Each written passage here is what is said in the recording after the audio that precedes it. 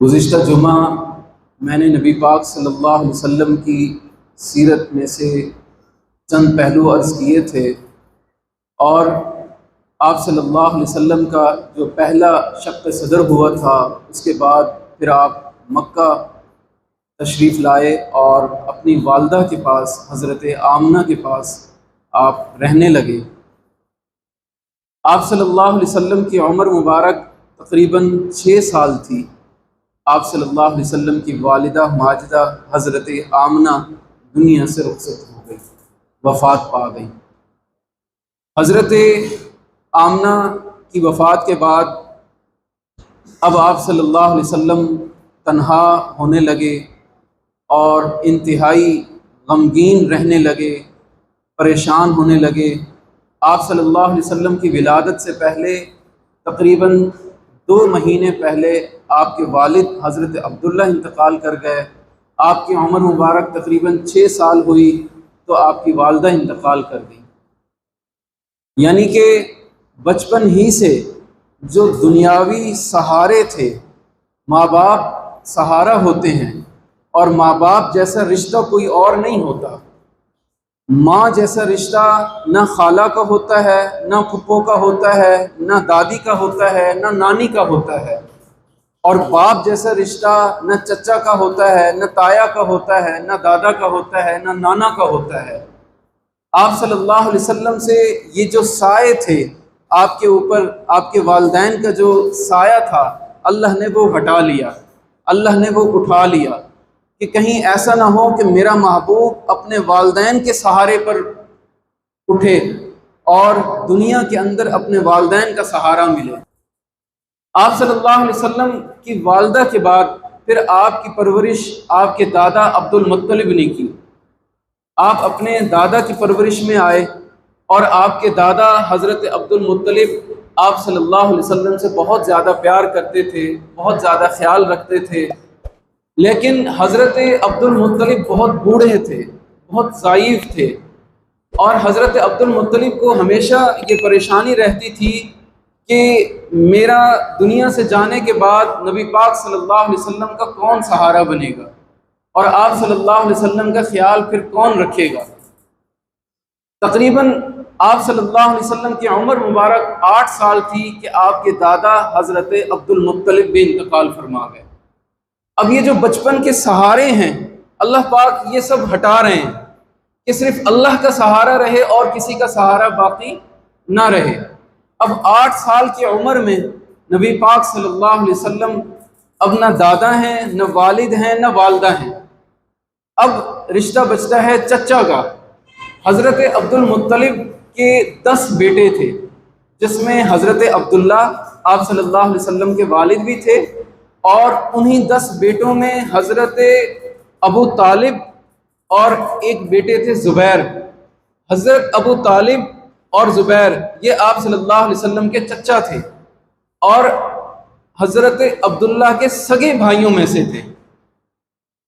حضرت ابو طالب اور زبیر یہ حضرت عبداللہ یعنی کہ آپ صلی اللہ علیہ وسلم کے والد کے سگے بھائیوں میں سے تھے، اور حضرت عبد المطلب کو یہ معلوم تھا کہ میرے تمام بیٹوں میں سے سب سے زیادہ پیار کرنے والے، سب سے زیادہ خیال کرنے والے وہ ابو طالب ہیں۔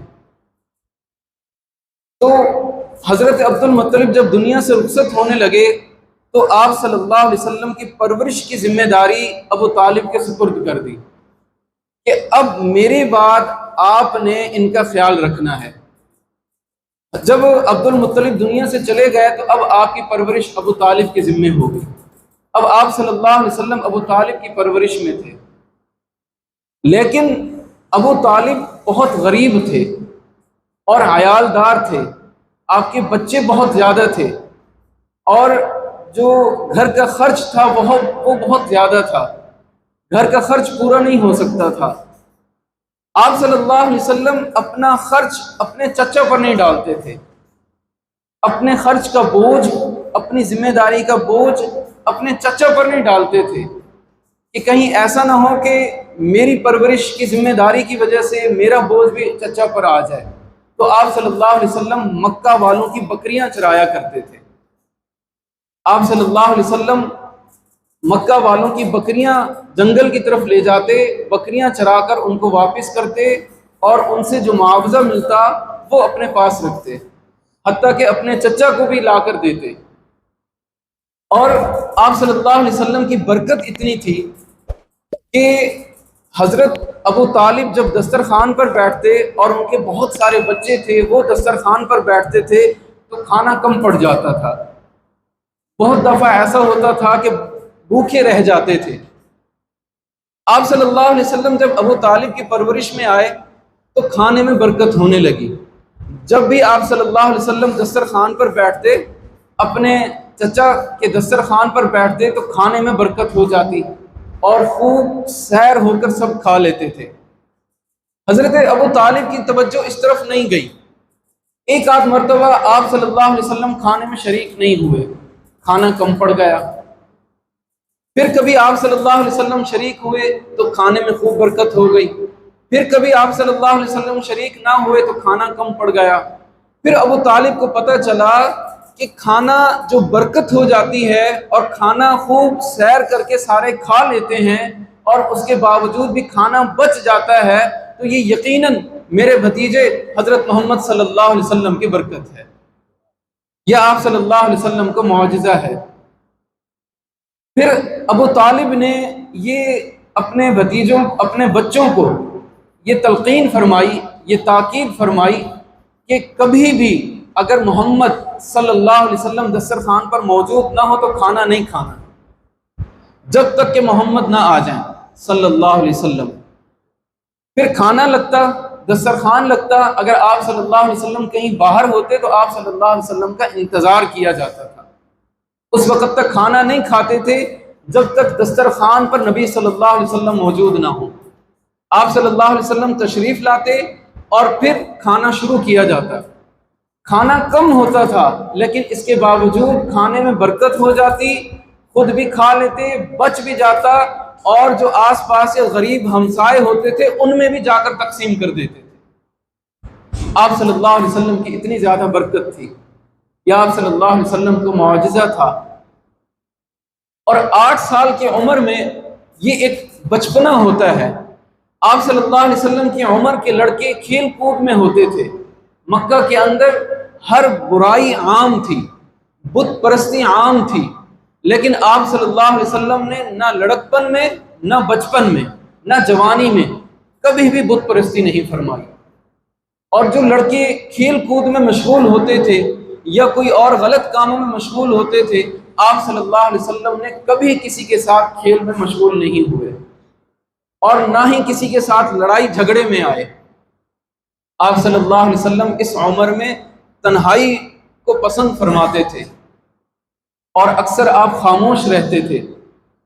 لوگ بہت سارے قصے کیا کرتے تھے، اس وقت قصہ گوئی کا چرچا ہوتا تھا، لوگ اپنے خاندانوں کے قصے کرتے تھے اور اپنے باپ دادوں کے کارنامے بیان کرتے تھے اور اس میں اشعار کہے جاتے تھے، لیکن آپ صلی اللہ علیہ وسلم ان چیزوں میں مشغول نہیں ہوتے تھے، آپ وہاں پر نہیں بیٹھتے تھے، بلکہ آپ کو تنہائی پسند تھی اور آپ خاموش رہتے تھے۔ کہیں پر بھی کوئی جھگڑا ہوتا تھا تو آپ صلی اللہ علیہ وسلم وہاں سے دور تشریف لے جاتے تھے۔ آپ صلی اللہ علیہ وسلم کی عمر مبارک تقریباً 12 سال تھی کہ آپ کے چچا ابو طالب شام کے سفر پر جانے کا ارادہ کیا اور تجارت کی غرض سے حضرت ابو طالب شام کے سفر پر جانے لگے۔ جب تیاری مکمل ہوئی، جانے لگے، تو آپ صلی اللہ علیہ وسلم نے فرمائش ظاہر فرمائی کہ میں بھی آپ کے ساتھ جانا چاہتا ہوں۔ آپ کے چچا ابو طالب نے آپ کی فرمائش پوری کی اور آپ صلی اللہ علیہ وسلم کو بھی اپنے ساتھ لے لیا اور شام کے سفر پر روانہ ہو گئے۔ سفر چلتا رہا اور وقتاً فوقتاً کہیں پڑاؤ ڈالتے تھے، کہیں چل پڑتے تھے، کہیں رک جاتے تھے۔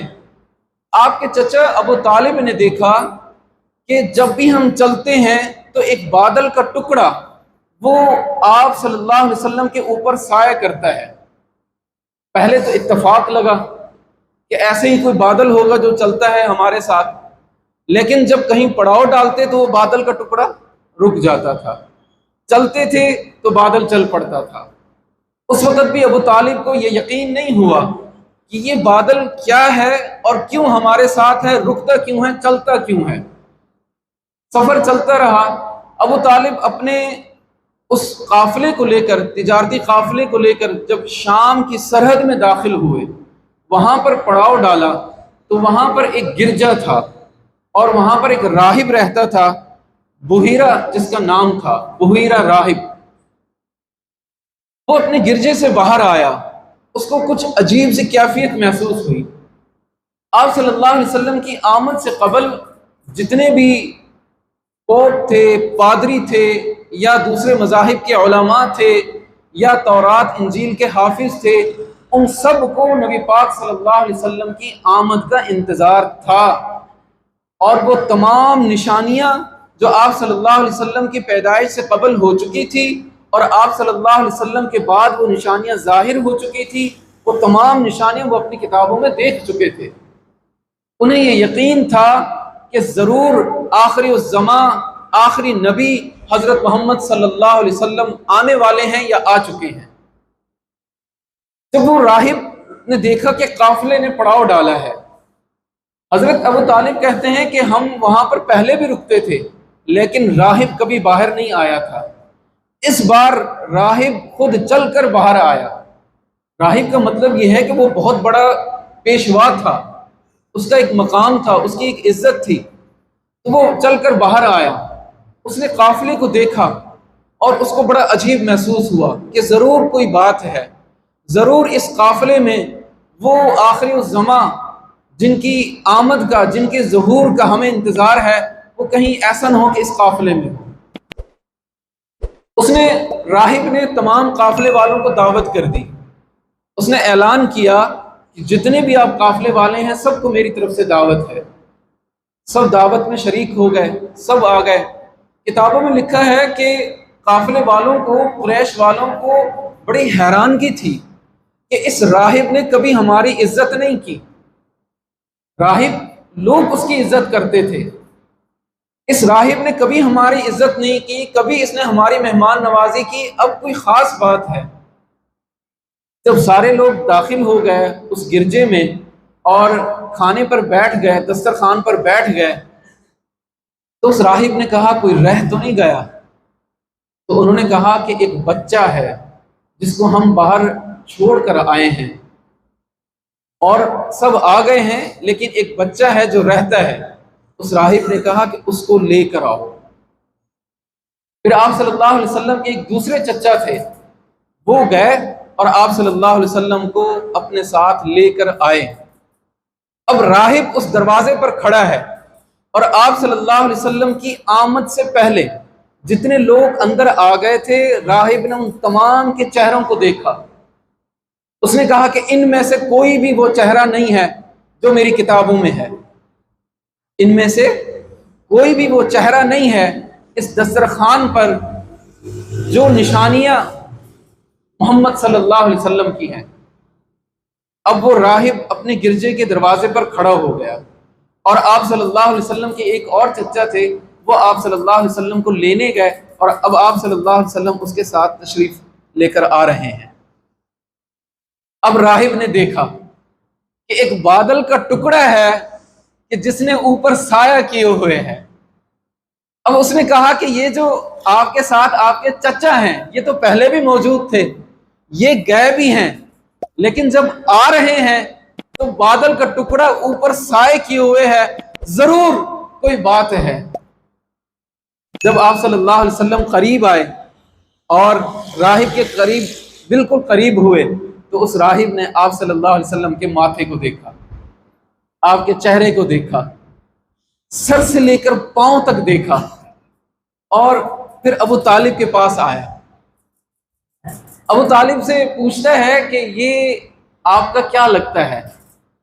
ابو طالب نے دیکھا کہ میرے بھتیجے کو بڑی شان و شوکت مل رہی ہے اور بڑا پروٹوکول مل رہا ہے، تو ابو طالب نے کہا کہ یہ میرا بیٹا ہے۔ ابو طالب نے کہا یہ میرا بیٹا ہے۔ اس راہب نے کہا یہ ہو نہیں سکتا کہ تمہارا بیٹا ہو، یہ ناممکن ہے۔ پھر ابو طالب نے کہا یہ میرا بھتیجا ہے۔ راہب نے کہا اب آپ نے سچ کہا ہے، یہ بتائیں کہ ان کی والدہ حیات ہیں؟ راہب نے کہا نہیں، ان کی والدہ بھی فوت ہو چکی ہیں اور ان کے والد بھی فوت ہو چکے ہیں۔ پھر اس راہب نے آپ کے چچا سے آپ کی نشانیاں پوچھی، آپ کا لڑکپن پوچھا، آپ کا بچپن پوچھا، آپ کے چچا نے سب بتایا۔ پھر وہ راہب آپ صلی اللہ علیہ وسلم کے پاس آیا اور آپ صلی اللہ علیہ وسلم سے کہنے لگا کہ میری ایک چھوٹی سی درخواست ہے، اگر آپ قبول فرما لیں، آپ اپنے شانوں میں سے، آپ اپنے کندھوں میں سے تھوڑا سا کپڑا ہٹائیں، میں کچھ دیکھنا چاہتا ہوں۔ یہ جو یہودی ہیں نا، ان کو پتہ تھا کہ یہ آخری نبی ہیں، ان کو یقین تھا، لیکن ایمان نہیں لانا چاہتے تھے۔ بڑے بڑے پیشوا، راہب اور بڑے بڑے یہودیوں کے عالم، انہیں یہ پتہ تھا، انہیں یہ یقین تھا کہ یہی نبی ہیں اور سچے نبی ہیں، لیکن وہ انا میں اور اپنی ضد میں وہ آپ صلی اللہ علیہ وسلم کا کلمہ نہیں پڑھتے تھے، آپ صلی اللہ علیہ وسلم پر ایمان نہیں لاتے تھے۔ اللہ اکبر۔ اس راہب نے دیکھا کہ آپ صلی اللہ علیہ وسلم کے دو شانوں کے درمیان پیچھے کی طرف مہر نبوت ہے۔ مہر نبوت کو جب اس راہب نے دیکھا، اس کی آنکھوں سے آنسو نکل آئے اور اس نے اس مہر نبوت کو بوسہ دیا اور ابو طالب سے کہنے لگا کہ خدا کے لیے میں تمہارے سامنے ہاتھ جوڑتا ہوں، یہ بچہ کوئی عام بچہ نہیں ہے، یہ کائنات کی سب سے بڑی عظیم ہستی ہے، یہ وہ ہستی ہے کہ جس کے لیے پوری کائنات انتظار کر رہی تھی، جس کے لیے ہم سب انتظار کر رہے تھے، جس کے لیے یہ آسمان، یہ زمین، یہ پہاڑ، یہ چرند پرند، یہ فضا، ہر چیز اس خوبصورت اور اس ایک عظیم انسان کے انتظار میں تھے۔ آپ اس کو ایسے نہ سمجھیں، میں آپ سے یہ درخواست کرتا ہوں، بلکہ منت کرتا ہوں کہ آپ اس بچے کو لے کر واپس مکہ چلے جائیں۔ اگر آپ آگے گئے، تجارت کی غرض سے آپ کا قافلہ آگے گیا اور جس طرح سے میں نے پہچانا ہے یہودیوں نے پہچان لیا تو قتل کر دیں گے۔ حضرت ابو طالب سمجھ گئے کہ معاملہ کچھ اور ہے، بات کچھ اور ہے۔ آپ صلی اللہ علیہ وسلم کو ساتھ لے کر واپس مکہ روانہ ہو گئے۔ تو یہ آپ صلی اللہ علیہ وسلم کا پہلا سفر تھا ملک شام کا، اور یہ پہلا راہب تھا جس نے آپ صلی اللہ علیہ وسلم کی مہر نبوت کو دیکھا اور آپ صلی اللہ علیہ وسلم کی نبوت کو پہچانا۔